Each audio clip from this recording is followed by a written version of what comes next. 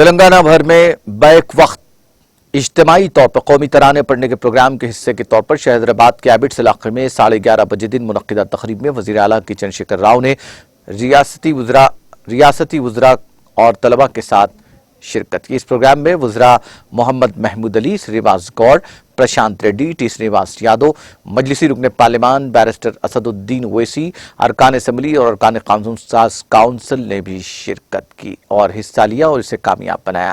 وزیر اعلیٰ کے اس پروگرام میں شرکت کے سلسلے میں ایبٹس علاقے میں ٹریفک رخ کو موڑ دیا گیا تھا اور پولیس کی جانب سے وسیع تر بندوبست کیا گیا تھا۔ آزادی کے 75 برس کی تکمیل کے موقع پر تلنگانہ حکومت نے عوام سے اپیل کی تھی کہ ریاست بھر میں اجتماعی قومی ترانہ پڑھا جائے۔ اس اپیل پر رد عمل ظاہر کرتے ہوئے عوام کی بڑی تعداد نے اس پروگرام میں ریاست بھر کے اہم مقامات پر حصہ لیا۔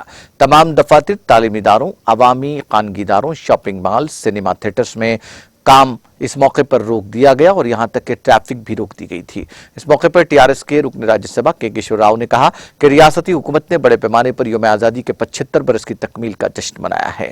چہارشنبے کو رویندر بھارتی تھیٹر میں مشاعرہ، لوک فنکاروں کا مظاہرہ بھی ہوگا۔ ساتھ ہی ریاست بھر میں خون کے عطیے کے کیمپس بھی منعقد کیے جائیں گے۔